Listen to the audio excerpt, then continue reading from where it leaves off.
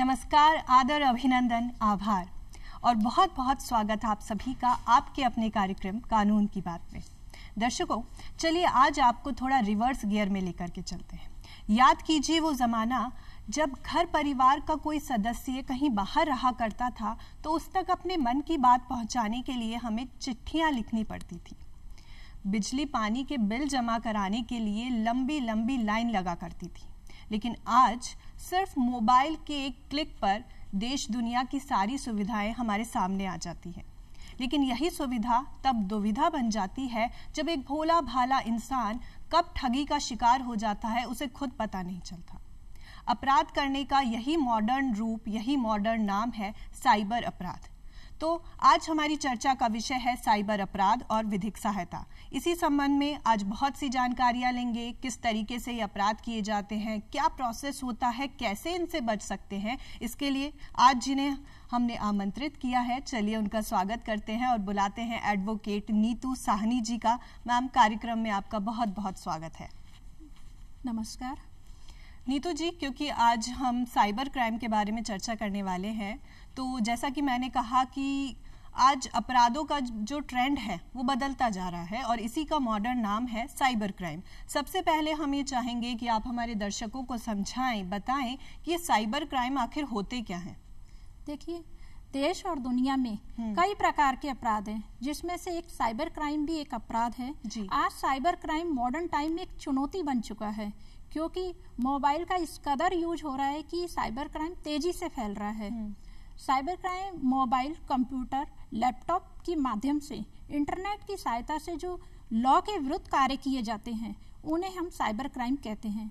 जैसे किसी की ऑफिशियल गुप्त तरीके से जानकारी हासिल कर लेना और उसका गलत इस्तेमाल करना, ये एक साइबर क्राइम अपराध ही है। ओके मैम, आपसे आगे जानेंगे कि आपने कहा कि टेक्नोलॉजी का सहारा लिया जाता है और हम देखते हैं कि आज हर हाथ में मोबाइल है। बचपन से लेकर के 55 तक का हर आदमी मोबाइल यूज़ करता है और यूज़ करना भी चाहिए, क्योंकि इनका जो आविष्कार किया गया है हमारी भलाई के लिए किया गया है। लेकिन कुछ लोग ऐसे भी होते हैं जो गलत तरीके से, गलत उपयोग के लिए इनका इस्तेमाल करते हैं। आपसे ये जानेंगे कि किस किस तरीके से ये साइबर क्राइम किए जाते हैं।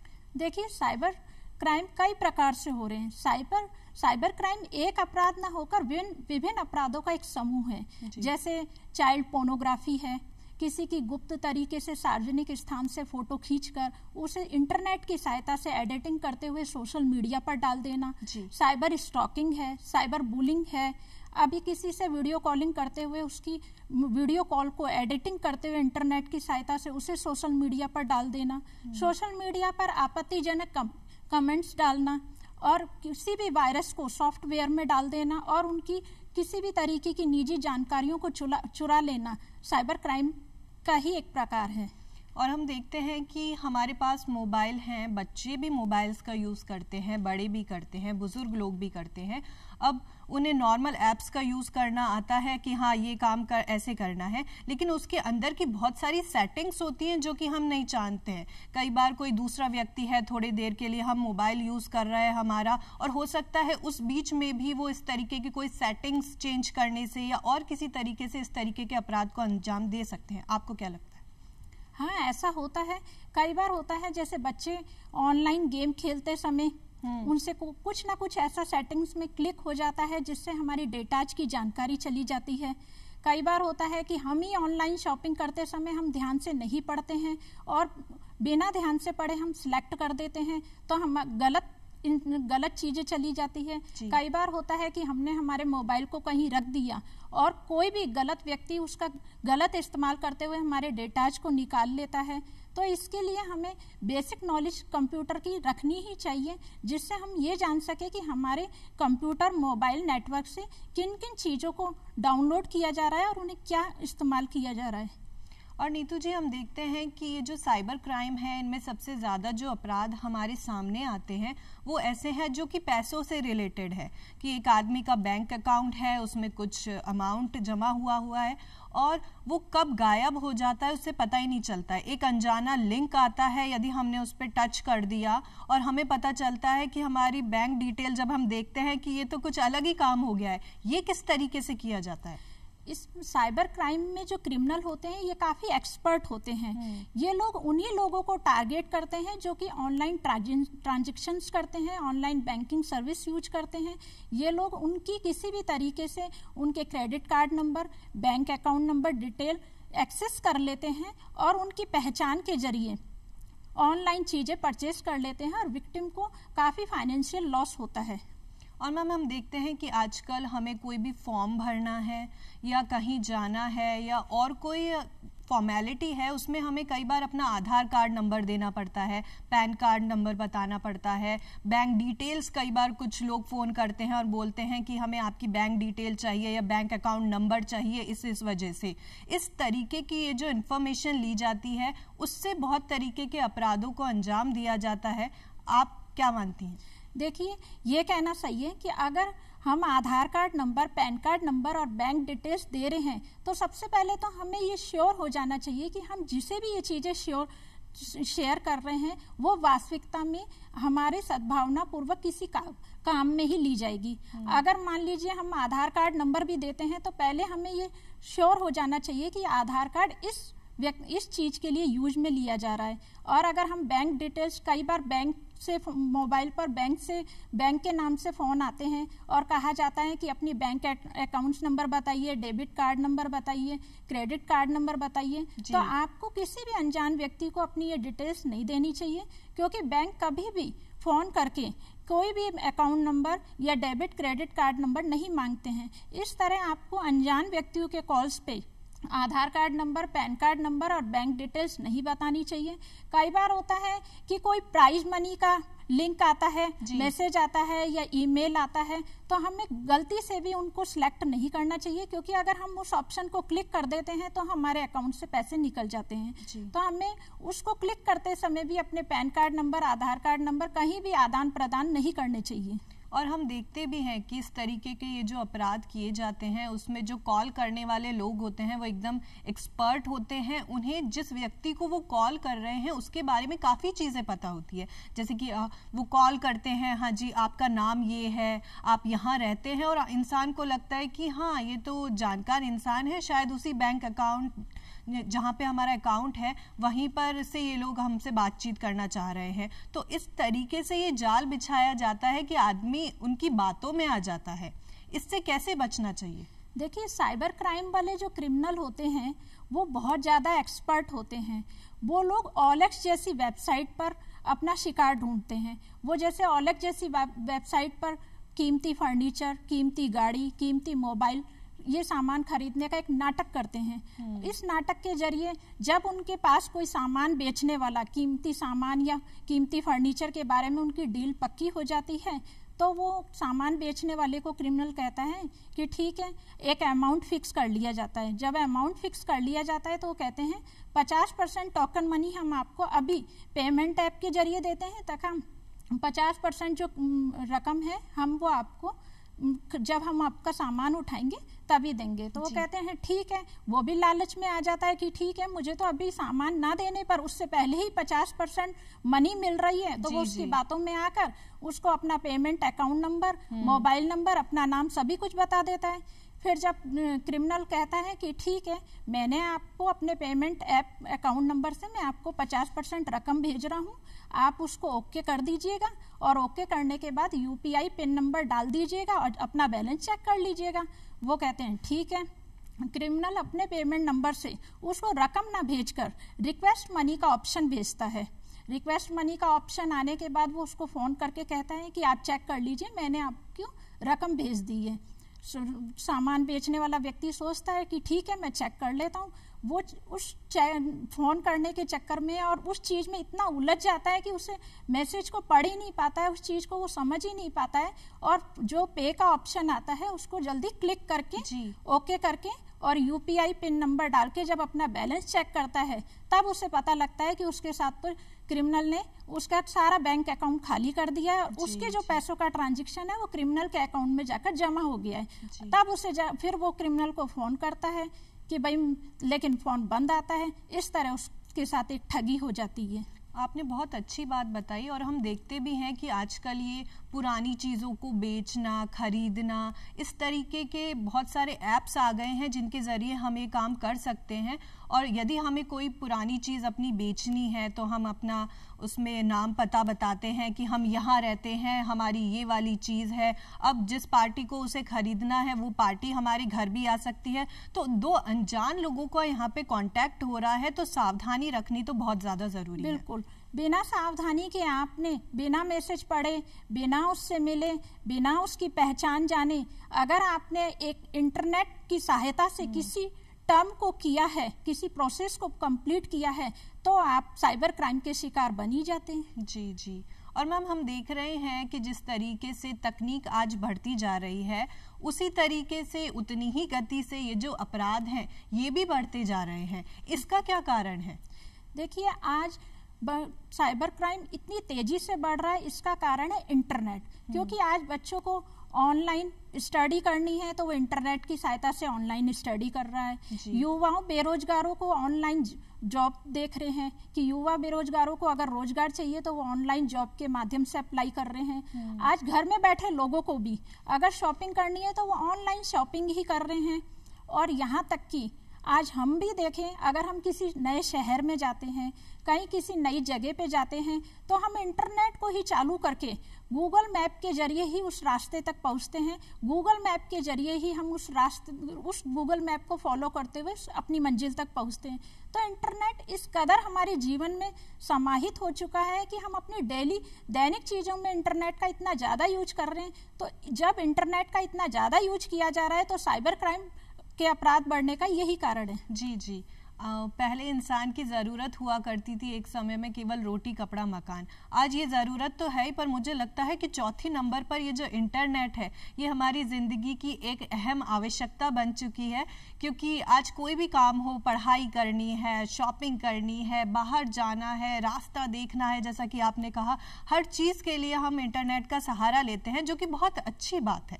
लेकिन एक बात ये भी है कि आज का युवा, अब हम देख रहे हैं कि ये जो साइबर क्राइम हो रहे हैं, इन्हें करने वाला कोई भी अनपढ़ व्यक्ति नहीं है, ऐसा अशिक्षित व्यक्ति कोई नहीं है। ये सारे वो लोग हैं जो शिक्षित हैं, जो एजुकेटेड हैं, जिन्होंने कंप्यूटर की जानकारी ली है, जिन्हें इंग्लिश भी आती है, इन्हें सब कुछ आता है। लेकिन एक चीज जो इन्हें नहीं आती है वो है मॉरल वैल्यूज की जानकारी। अपराध बढ़ने का कारण मुझे जहां तक है ये लगता है कि क्योंकि हमारी मॉरल वैल्यूज गिरती जा रही है, इसलिए हम इस तरीके की गतिविधियों की तरफ रुख कर रहे हैं। आप क्या मानती हैं मैम, क्यों ये युवा इस तरीके की गतिविधियों में जा रहा है? ये कहना सही है कि युवा शिक्षित होते हुए भी सबसे ज्यादा साइबर क्राइम की ओर बढ़ रहा है, क्योंकि पारिवारिक वातावरण भी सबसे ज्यादा मायने रखता है। आज एकल परिवार है, पहले किसी जमाने में ज्वाइंट फैमिली का परिवार हुआ करते थे। ज्वाइंट फैमिली में युवाओं को, बच्चों को एक संस्कार मिला करते थे, घर से ही उनके संस्कार ऐसे होते थे कि वो दलदल में फंसने की बजाय एक अच्छे ट्रैक पर चलते थे, उनकी मॉरल वैल्यूज उनके साथ चला करती थी। लेकिन आज जब ज्वाइंट फैमिली नहीं है, पेरेंट्स जो है, माता पिता दोनों जॉब में है, वर्किंग में हैं, तो वो उन लोगों के पास टाइम ही नहीं है, वो अपने बच्चों को कोई टाइम नहीं दे पा रहे हैं। युवाओं से उनके पास बात करने के लिए टाइम नहीं है, खाना खाने के वक्त उनके हाथ में मोबाइल है, उनके पास वर्कलोड है। और सामाजिक वातावरण भी काफी मायने रखता है, क्योंकि जब एक परिवार से युवा निकलकर जाता है, जब वो बाहर देखता है, महंगे मोबाइल देखता है, महंगे फर्नीचर देखता है, महंगे गाड़ियां देखता है, महंगे घर देखता है, तो उसे लगता है कि ऐसी चीजें मेरे पास भी होनी चाहिए। आज अगर उसके पास है तो मेरे पास भी होनी चाहिए। इन कारणों से भी वो साइबर क्राइम के अपराध की ओर बढ़ता है। और एक होता है कि वो इतना शिक्षित हो चुका है वो युवा, लेकिन बेरोजगारी इस हद तक है कि उसको उसके अकॉर्डिंग, जो उसकी महत्वाकांक्षा है, उसके अकॉर्डिंग उसको जॉब नहीं मिल पा रही है। तो उसे लगता है कि वो इजी मनी कमाना चाहता है, क्योंकि साइबर क्राइम में इजी मनी, जो कि ऑनलाइन अगर ठग करके वो लाखों रुपए एक मिनट में कमा लेता है, इस कारण भी युवा साइबर क्राइम की ओर बढ़ता जा रहा है। बिल्कुल। और मैम आपसे ये जानेंगे, क्योंकि इस तरीके से ये क्राइम किए जा रहे हैं, एक कॉन्सेप्ट आता है साइबर सिक्योरिटी का, ये क्या चीज है? देखिए, साइबर सिक्योरिटी साइबर सुरक्षा से है, इंटरनेट की सुरक्षा से है।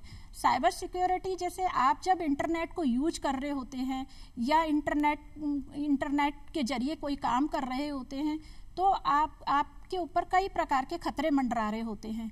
हैकर्स है वो विभिन्न तरीकों से आपके डेटाज को, डिवाइसेस को, सॉफ्टवेयर को हैक कर सकते हैं और आपकी निजी जानकारियों का गलत इस्तेमाल कर सकते हैं। इसलिए साइबर सिक्योरिटी के माध्यम से, इंटरनेट की तकनीक से आपके डेटाज, डिवाइसेस, सॉफ्टवेयर को एक सुरक्षा प्रदान की जाती है कि उन्हें हैकर्स द्वारा हैक ना किया जा सके। साइबर सिक्योरिटी को हम इंफॉर्मेशन सिक्योरिटी भी कहते हैं और इलेक्ट्रॉनिक इंफॉर्मेशन सिक्योरिटी भी कहा जाता है। और ये जो साइबर ठगी की जाती है कि एक व्यक्ति को पता भी नहीं चलता है उसका बैंक अकाउंट कब खाली हो जाता है, और भी बहुत तरीके से इस तरीके के अपराधों को अंजाम दिया जाता है। अब एक व्यक्ति जिसके साथ ऐसा अपराध हो चुका है वो कहाँ कंप्लेंट कर सकता है? देखिए, अब स्पेशल साइबर हेल्पलाइन नंबर बनाया गया है। पूरे भारत में साइबर हेल्पलाइन नंबर 1930 बनाया गया है। 1930 पर कॉल करते ही आपको अपना नाम, मोबाइल नंबर, आपके साथ जब घटना घटी उसका समय और घटना का संक्षिप्त विवरण बताना होता है। जब आप जैसे ही उसे आप घटना बता देते हैं, उस प्रोसेस के बाद आपकी कंप्लेंट को साइबर ई पोर्टल क्राइम में डाल दिया जाता है और आपके बैंक डैशबोर्ड पे भी डाल दिया जाता है। और अगर आप चाहें तो साइबर ऑफिशियल वेबसाइट भी है जिस पर भी आप साइबर क्राइम की शिकायत कर सकते हैं। और मैम, यदि हम इंस्टीट्यूशन की बात करें कि हमें कंप्लेंट करानी है तो जैसे इस मामले में एक्शन कौन लेता है? पुलिस लेती है, और हमें आगे कार्रवाई करनी है तो क्या हमें कोर्ट जाना होता है? कैसे प्रोसेस चलता है? देखिए, इसमें क्या है, साइबर क्राइम आजकल के टाइम में बहुत ज़्यादा बढ़ता जा रहा है। इसीलिए पूरे भारत के स्टेटों और प्रांतों में भी, जिलों में भी साइबर क्राइम स्पेशल थाने खोले गए हैं जो स्पेसिफिक साइबर क्राइम की ही रोकथाम के लिए बनाए गए हैं। इसमें डीएसपी इंस्पेक्टर पद से लेकर जो आईटी एक्ट में एक्सपर्ट है, प्रोग्रामर व सूचना सहायक, उनको भी अपॉइंट किया गया है। वो ही इसकी पता लगा के ऑनलाइन ठगी वगैरह का, या आपके पास जो साइबर क्राइम हुआ है आपके साथ, उनका सबका पता लगाकर उस कोर्ट में उनके तहत कानून चलाते हैं। और नीतू जी, यदि हम ये जानें कि इस तरीके के जो अपराध करने वाले अपराधी हैं उनको किस तरीके की सजा का प्रावधान हमारे कानूनों के तहत किया गया है, तो वो सजाएं क्या क्या हैं? देखिए, साइबर क्राइम की रोकथाम के लिए स्पेशल एक्ट बनाया गया है। सूचना तकनीक कानून 2000 तथा सूचना तकनीक संशोधन कानून 2008 लागू किया गया है।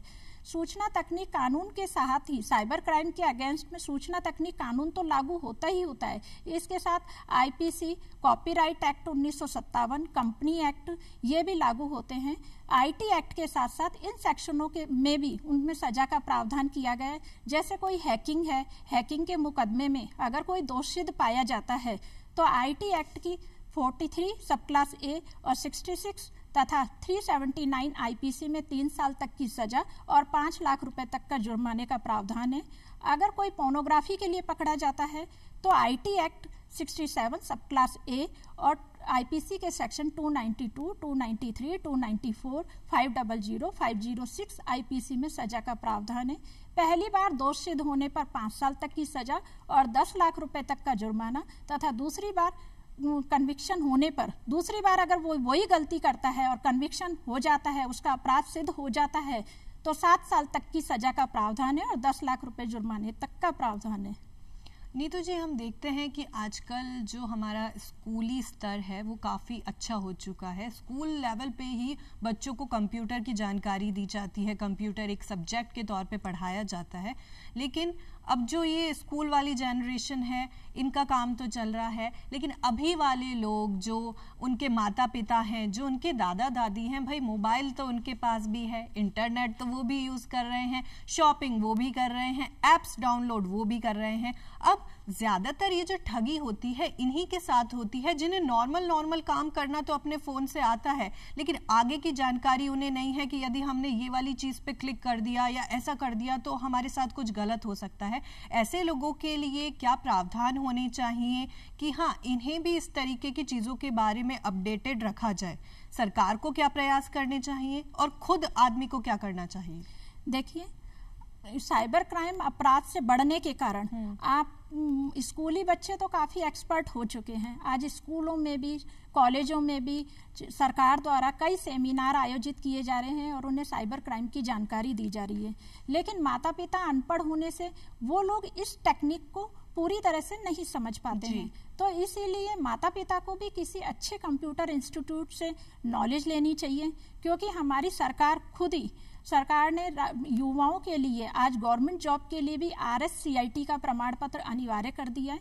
RSCIT वो है जो एक कंप्यूटर प्रोग्राम है। अगर कोई भी युवा गवर्नमेंट जॉब के लिए अप्लाई करता है तो उसके पास RSCIT का प्रमाण पत्र होना चाहिए। सरकार भी कंप्यूटर शिक्षा को अनिवार्य कर रही है, क्योंकि कंप्यूटर के बिना आप किसी अच्छी टेक्निक को, जो आज समय में टेक्निक चल रही है, उसको नहीं समझ पाते हैं और साइबर क्राइम के शिकार हो जाते हैं। इसीलिए और यहाँ तक कि पुलिस महानिदेशक के आदेश पर अक्टूबर माह को साइबर जागरूकता माह भी मनाया जा रहा है और पुलिस की छोटी छोटी इकाइयाँ विभिन्न इलाकों में जाकर शिक्षा केंद्र, विभिन्न शिक्षण संस्थान है, स्कूल है, कॉलेज है, वहाँ पे जागरूकता सेमिनार चलाए जा रहे हैं। कई कस्बों में, टाउन में, गांव में वहाँ भी सेमिनार ऑर्गेनाइज किए जा रहे हैं। तो जागरूकता इस कदर बढ़ाई जा रही है सरकार की कि कोई भी कंप्यूटर से, मोबाइल से कभी भी अछूता नहीं है। और मैम हम देखते हैं कि आजकल जो शॉपिंग है वो भी ज़्यादातर ऑनलाइन हो गई है। स्पेशली जो आजकल की जनरेशन है वो मार्केट जाना इतना पसंद नहीं करती है। हाथ में मोबाइल है, वेबसाइट है, टच किया, जो चाहिए वो मंगा लिया। इवन जो राशन का सामान है आजकल तो वो भी घर पे आ जाता है। राशन छोड़िए, आजकल तो हमारी दवाइयाँ तक आने लग गई हैं ऑनलाइन। तो यदि हम इस तरीके के कोई भी ऐप्स को डाउनलोड कर रहे हैं तो उसमें हमें क्या सावधानी रखनी चाहिए, देखना चाहिए ढंग से कि हाँ ये जेन्युइन है या नहीं? देखिए, ये बात कहना चाहिए कि आजकल ऑनलाइन शॉपिंग का काफ़ी प्रचलन है। ऑनलाइन शॉपिंग करते समय आपको सबसे पहले ऑथेंटिक वेबसाइट से ही शॉपिंग करनी चाहिए, जैसे अमेजन, फ्लिपकार्ट, शॉपक्लूज। इनसे ही आपको खरीदारी करनी चाहिए। जब आप इनसे ऑनलाइन शॉपिंग करते हैं तो ऑनलाइन पेमेंट करते समय आपके पास दो ऑप्शन आते हैं, सेव योर कार्ड और जनरेट OTP। जब आपके पास ये दो ऑप्शन आते हैं तो आप कभी भी सेव योर कार्ड से पेमेंट मत करिए, क्योंकि सेव योर कार्ड से अगर आप पेमेंट करते हैं तो आपके मोबाइल में, आपके कंप्यूटर में आपके डेबिट कार्ड, आपके अकाउंट नंबर, ये सब सेव हो जाते हैं। और सेव होते ही हैकर्स फौरन इन चीज़ों को चुरा लेते हैं और उन्हीं के जरिए ऑनलाइन वो परचेस कर लेते हैं। तो इसलिए सेव योर कार्ड को सिलेक्ट ना करते हुए आपको जनरेट OTP को ही क्लिक करना चाहिए। और जब भी आप ऑनलाइन शॉपिंग करें तो इस बात का ध्यान रखें कि शॉपिंग करने से पहले उसकी टर्म कंडीशन और रिटर्न पॉलिसी आप पहले देख लीजिए जी। और ऑनलाइन गेम के अगर आप शौकीन हैं तो आप ऑनलाइन गेम खेलते समय भी कोई गैर आधिकारिक समूहों से गेम को डाउनलोड ना करें, क्योंकि अगर वहां से आप कोई गेम डाउनलोड करते हैं तो आपके द्वारा उनके द्वारा कई जानकारियां पूछी जाती है। जो आपके द्वारा जब जानकारी दी जाती है तो उनका गलत इस्तेमाल किया जा सकता है। और मैम हम देखते हैं कि जो आज का समय है वो रियल लाइफ की जगह रील लाइफ का काफ़ी हो चुका है। तो सोशल मीडिया पर अपनी फ़ोटोज़ शेयर करना, अपनी वीडियोज़ शेयर करना और इस तरीके के काम करना आज बहुत आम है, ये आजकल का ट्रेंड है। महिलाओं के खिलाफ इसके ज़रिए काफ़ी सारे अपराध भी सामने आते हैं कि कुछ लोग गलत फ़ायदा इन चीज़ों का उठाते हैं। इनके खिलाफ क्या कार्रवाई होनी चाहिए और महिलाओं को क्या अपनी तरफ से सावधानियां रखनी चाहिए? देखिए, महिलाओं को भी हमेशा जागरूक होना है, क्योंकि ये जो साइबर क्राइम के क्रिमिनल होते हैं ये महिलाओं पे ही पहले अटैक करते हैं। कई बार मॉल्स है उसमें छिप करके, अगर मॉल्स में कोई लेडीज अपने कपड़े ट्रायल कर रही है वॉशरूम में, तो वहाँ पे भी छिपे हुए कैमरे लगे हुए होते हैं जिनको वो एडिटिंग करते हुए सोशल मीडिया पर डाल देते हैं, महिलाओं को ब्लैकमेलिंग करते हैं। कई बार होता है कि वो सार्वजनिक स्थान पर भी जा रही हैं तो उनकी गुपचुप तरीके से फोटो खींच लेते हैं, उन्हें सोशल मीडिया पर डाल देते हैं। फेसबुक से उनकी फोटोएं चुराकर सोशल मीडिया पर डाल देते हैं और कई बार वीडियो कॉलिंग के जरिए उनकी वीडियो कॉल की इंटरनेट की सहायता से एडिटिंग करते हुए सोशल मीडिया पर डाल देते हैं। तो महिलाओं को इन सब चीज़ों से जागरूक होना चाहिए। जब भी वो मॉल में जाएं, कपड़े ट्राई करें, तो सबसे पहले ये सावधानी पूर्वक देख लें कि वहाँ पर कोई छिपे हुए कैमरे तो नहीं लगे हुए हैं, कहीं कोई उनका पीछा तो नहीं कर रहा, सार्वजनिक स्थानों में कोई उनकी छिपकर फोटो तो नहीं खींच रहा है। और महिलाओं को भी कंप्यूटर कोर्स की पूरी नॉलेज होनी चाहिए, अच्छे इंस्टीट्यूट से उन्हें इनकी सारी जानकारी लेनी चाहिए। धन्यवाद मैम, आपने कार्यक्रम में शिरकत की, इतना अमूल्य समय हमें दिया और समय के साथ साथ इतनी सारी जानकारी इतनी सहजता से प्रदान करी, इतनी सरलता से प्रदान करी, उसके लिए हम आपके बहुत बहुत आभारी हैं। धन्यवाद। धन्यवाद। तो दर्शकों, आज की चर्चा के बाद हम ये कह सकते हैं कि आज के टाइम में सिर्फ फैशन का ट्रेंड नहीं बदल रहा है, बल्कि अपराध का ट्रेंड भी बदल रहा है। ज़रूरी नहीं है कि कोई अपराधी हमारे सामने पूरे विलन वाले लुक में एकदम चेहरे पे मास्क लगाकर हाथों में हथियार लेकर के ही आए। वो एक अनजाना SMS, क्लिक, लिंक या कॉल भी हो सकता है जो हमारी रातों की नींद उड़ा सकता है। इसलिए कहते हैं ना कि चैन से सोना है तो जाग जाइए। हमें जागना जरूरी है। अवेयर रहिए, जागरूक रहिए, सतर्क रहिए, सरकार की जो एडवाइजरीज हैं उनका पालन कीजिए और देखते रहिए कानून की बात, क्योंकि हम हमेशा ये कोशिश करते हैं कि आपके लिए ऐसी जानकारी लाएं जो आपके लिए उपयोगी साबित हो और आपको शोषण से, अपराधों से बचाए। अगली बार चर्चा करने के लिए एक नए विषय के साथ हाजिर होंगे। तब तक के लिए इजाजत दीजिए। नमस्कार।